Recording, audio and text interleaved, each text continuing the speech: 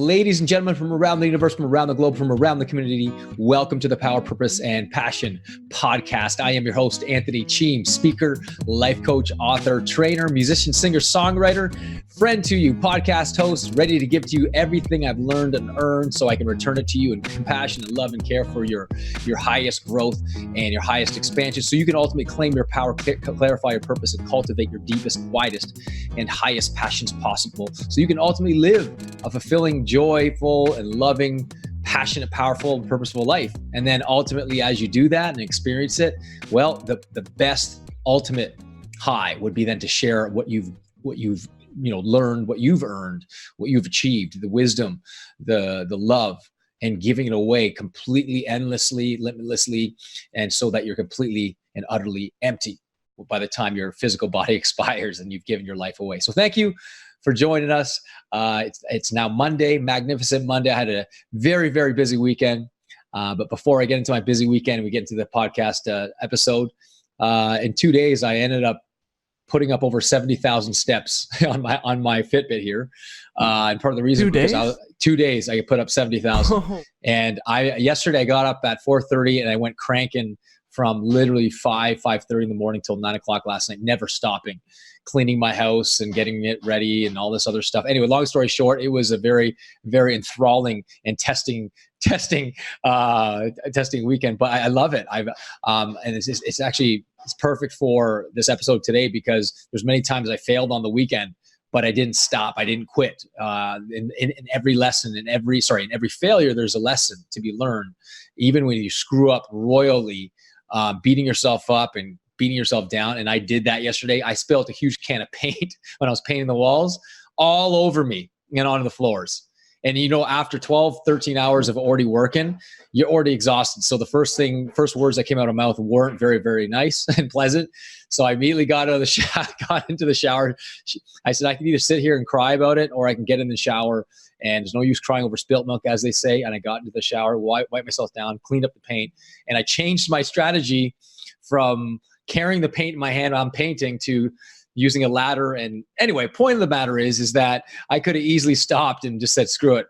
But I decided not to because I was so determined to finish what I was meant to do that weekend. And I did. But I think the great thing about this subject matter of the absolute best way to fail is understanding that actually, here's the answer. 2 words: do it. Fail. Do it. Because there's a saying in Alcoholics Anonymous: if you want to, don't feel your way into new action, act your way into a new level of feeling. Take action to make yourself feel better. And it reminds me of how Thomas Edison, failed approximately 10,000 times before actually creating the incandescent light bulb. And I know we've talked about this before, but it's a good reminder to kind of say, wait a second here. And someone asked him, how does it feel to fail 10,000 times? He goes, oh, I didn't fail 10,000 times. I figured out how 10,000 ways how to not make a light bulb. And so whether it be succeeding in your health, in your wealth, in your career, in your body, in your money situation, in relationships, and spirituality, you're not only going to succeed if you actually fail. It's necessary. One of my original mentors used to say, Anthony, if you want to double your rate of success, double your rate of failure. And a lot of people go to me, I teach them how to meditate as an example. And they go, I did 30 seconds and my mind immediately went off into another stratosphere about work. And I'm a failure. I'm not good at it. And they basically take one action, and because they didn't do it exactly that they intended to do it, or because the expectations were I had to meditate for 30 minutes without failing. Well, look, that's how you get better. I started off with 1 minute by watching a clock go 60 seconds. And I have to say that was rough and tough, like the first 60 seconds, but then you get to 60 seconds and then you do take it up to 90 seconds and then you close your eyes, focus on your breathing. And there's many different ways to meditate, but I gave myself sort of that if I could meditate for 30 seconds, I could meditate for 60. And if I could meditate for 60 seconds, I could meditate for two minutes. And even getting up, 3:15 in the morning, 3:30 in the morning, that was, I didn't just one day wake up and go, I'm going to get up at 3:30 in the morning. I started in 15-minute increments. Now, did I succeed each time? No. There were times I pressed snooze and I didn't say, okay, well, I'm a failure and I'm never going to succeed at that. No, I got up. I learned the lesson about intending to actually take action and not following through. That creates pain. That creates tension. That creates conflict. That's good. That guilt and that remorse is good when your brain says you just screwed up. Stop violating the intentions and your heart's desires. Take action. And within those failures, within those moments are gems of wisdom that you can extract, that you can pull from so that you can finally succeed.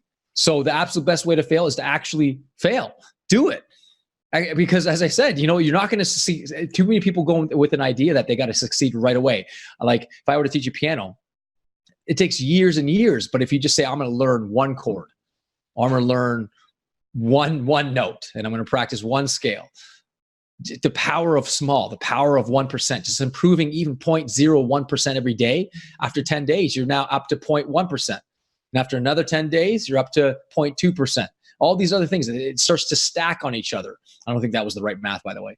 But the point of the matter is that as long as you continuously give yourself an opportunity to fail and see the good in the failures that you inevitably will basically face and do, you will screw up. You're going to screw up from time to time. Some of them bad, some of them really bad, some of them's minor, some of them to the point where you feel like I'm never going to try again because you made such a big bad mistake. But I can tell you right now that people that are really succeeding in life, I don't care what area you're going, they have failed more times than anybody else. Absolutely true. Michael Jordan shot more foul shots than the random person. Nolan Ryan, one of the greatest pitchers of all time, threw more pitches than anyone else. Wayne Gretzky shot more shots and spent more time on the ice failing than anyone else did. And because of that, they all succeeded. Now, I'm using sports as an example, but you can use this in business. You can use this in relationships. You can use this in your body. You can use this in diet. How many diets are there, Cam, out there? Thousands, right? And I've tried every diet. You've tried every diet.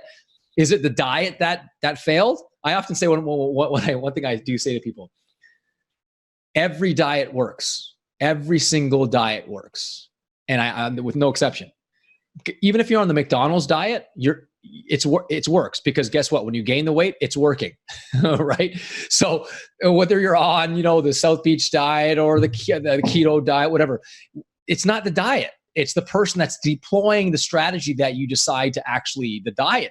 It's nothing to do with the actual strategy itself. It's the person consistently following through and not beating themselves up when they fail. It's like the person that quit smoking after 30 days and they go, they get stressed, and they have a smoke and they become an instant pack-a-day smoker. Or you screwed up on your diet and you gained half a pound. Oh my gosh, all in 10 days, I lost 4 pounds and I gained half a pound, and they end up beating themselves and they go right back to their old behaviors. That's okay. Within every failure, with every downturn, there is a gem. There's a sea, nuggets of wisdom within those failures. As Ralph Waldo Emerson, I think he said, failure and bad times have scientific value. Those are times that a wise person would never let go. I'm paraphrasing here, but the point of the matter is failures and bad times and making bad mistakes is necessary for your ultimate growth and expansion. I look back at my past and the three biggest sort of mistakes I made, and just things that I did. I'm like, failure, if you want to call it that, failure in my relationship or cheating on a math test or whatever it might be. Let me tell you something. I felt guilt and remorse as a result of that. But man, that guilt was necessary. That guilt gave me the message of, you just violated something. Don't do it again.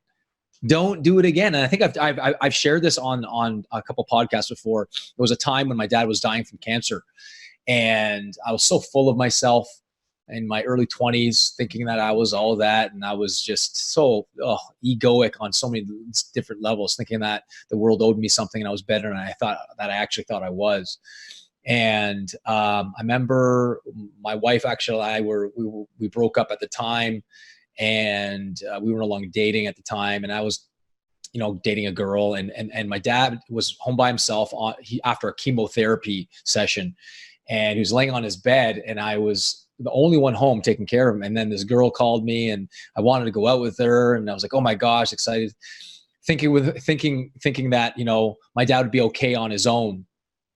And I ended up taking the date, but I said to my dad, here's the phone. If you need anything, let me know, call me. But then after the date, I felt, what did I just do? I just left my dad there by himself, and the guilt, that huge mistake, that failure to be there for my dad. I was physically sick for a long time. No joke. My lower back was sore. My immune system was just completely non-existent. And I was subject to so many different types of physical pain in my body. And it resulted from the guilt I was experiencing from that. And I think I experienced that for a good year. And I remember just thinking to myself, okay, what's the lesson here? Like, me sitting here beating myself up and feeling guilty and allowing the guilt to run rampant through me and run roughshod. I'm like, okay, what can I learn from this experience? And the lesson that came out of it was never leave a loved one ever again when they are in need of you. And I remember just going, I will never do that again, ever. And I got the lesson. I said the guilt was so bad because it was teaching me, don't do that. Learn the lesson. Upon actually awakening to that actual reality and that answer, and providing the meaning to that experience of, I'm never going to be there. I'm never going to do that again. When a family member or someone that loves me or a deep relationship needs me, let me tell you, since that day, I've never abandoned anyone that I love and that I care for. Now, would I have got that lesson if I didn't experience that? And probably at the depth that I learned that lesson? No, I don't think I unless I made that horrible mistake. And that could be applied to all life. You put $100,000 towards a business and you lost the $100,000. And it's like, you just spent $100,000 rather than saying I just lost $100,000 in building a business that didn't work. You say I just spent $100,000 learning a life lesson. And I was just recently telling a woman about a similar situation, and I said, you've just spent $300 learning a life lesson. Rather than hate because you lost the $300, be thankful that the universe gave you an opportunity to spend $300 on learning a life lesson. And so that's how I see every failure, that it's a gift. It is a gift to show me what's not working and what I need to do, what strategy I need to deploy to shift directions, shift my focus, shift my thinking towards the desired result I'm after. Our desires and our intentions evolve through stages and through structures of development inside our mind and our body. That the things that were important to me 10 years ago and the things I wanted 10 years ago aren't the same as the things I want now, because I know I'm evolving and growing spiritually. That, as much as I love material things, and I think everyone does at some level, they're not as important to me as really connecting with my kids and really connecting with my wife and connecting with the divine. It really, I tell you, some of the best times I've had involved no money at all. Spontaneous, combustion with my family, my friends, in this podcast. This podcast is not really planned. It's just straight from the heart. And that's when the best material comes out. And I'm sure the same thing, you could say the same thing with your music too. You just realize you're basically witnessing God speaking or playing or singing or advocating through you as you surrender to the divine and trust that you are guided. And I can tell you right now, one of my affirmations, I'm going to share this as we end this particular podcast, is everything is working out for me. Everything's working out for me. And even if my ego perceives that it isn't, I still say this is working out for me. I know, I trust, and I'm going to let go of my own expectations or my own idea of how things are supposed to be. And adversity, as you said there, Cam, it introduces you to your higher self and really tests to see oftentimes how badly you want this particular objective, or to test you and to strengthen you and to guide you. It's not there to hurt you.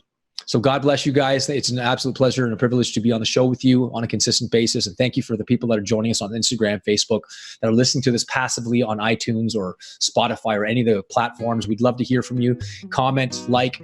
We'd love to see your comments even on Apple Podcast. If you can make a 5-star rating for our podcast and make a comment, that'd be greatly appreciated, because then that allows us to climb the echelon of our podcast and reach more people and share this message that we believe in so much. So to your continued upgrade and evolution, live it up with power, purpose, and passion. God bless you guys. Have an amazing, amazing week.